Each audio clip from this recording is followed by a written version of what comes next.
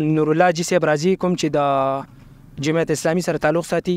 هغه یې دته ویلي چې هغه به راځي او اخري خبرې به هغه کوي خیر د تاسو خپل کنوینشن وکړئ او هغه ځان د خپل لیبر دپاره نمایندګي کوي نو هغه به ځان ورته میسیج ورکوي نو چې کله هغه دغه خبره وکړه نو په ګروپ کې خفیه میسیج چلیده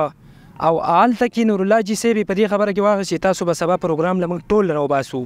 نو نورالله حاجي صاحب ته یې اوس کال وکړو چې لیبر نه راځي او وجه دا وه چې هغو کمپین چلولی چې تاسو به دې پروګرام کې دې کنوینشن کې شرکت نه کوئ ځکه دا کامیاب کنوینشن دی دا ټول لیډرشپ ته پته را زه د کولې کار سره تعلق ساتم اما د دې کولې لیبر دپاره په ما باندې اعتماد هم کوي ما د دې لپاره یو خدمات هم کړي دي زموږ 16 شاهدان ورک شوي 10 کاله لا پته وو چا یې نه م ناغېز پخپله تلی ما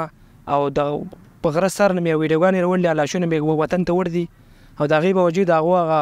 یتیم کونډه مور او پلار هغو ته ټوټل سکون او هغه درد فکر ختم شوی دی نو دې باره کې تاسو ته وایې چې دا پلین چا جوړ کړو نو دې باره کې پلین دا سرپراز کوم چې د یونین سره تعلق ساتي ورسره حمیده دا پلانینګ هغو جوړ کړی نور لیبر چې کله موږ پوه شو چې پلانینګ هغو ناکامه کوي یا څه ایشو جوړوي که نه نو بیا کرسۍ موږ لګېدو ته نه دي پرېښي بیا پروګرام موږ روکتام کړلی او لیبر ته ویلي چې تاسو مه راځئ نو تاسو سره اوس موږ دا خبرې وکړې بس دا خبره ده نور خبرې دې باره کې څه ویل غواړئ اعوذ بالله من الشیطان الرجیم بسم الله الرحمن الرحیم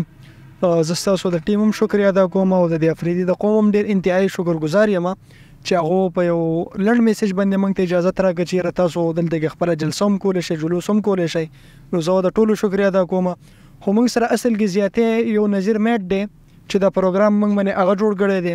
او راته ویلي دي چې یاره تاسو چې څومره خرچه کېږي نو دا به زه کومه او بیا رانه وتښتېدو پټ شو رانه نو انتهایي ظلم زیاتې را سره کړی دی او زه د خپل پاکستان پاک سیول سولجر ارګنایزیشن مشرانو ته خواست کوم چې یاره تاسو موږ سره په دې کې ودرېږئ او موږ سره د زموږ کومه مسلې چې دي د لیبرو دا مخ په وړاندې باندې ویسئ اعلی چارواکو ته ورسوئ زما نوم ضیاء الله دی او د ډسټرکټ شنګلې سره تعلق ساتم او د پاک سیول سولجر ارګنایزیشن د ډسټرکټ شنګلې پریزیډنټ یم بسم الله الرحمن الرحیم زه ستاسو د ټول ټیم شکریه ادا کوم چې تاسو په دې لنډ تنګ وخت کې دې ځای ته راورسېدئ او موږ دا کنوینشن د ډېر وخت نه د دې لپاره سوچ کړی او سوچ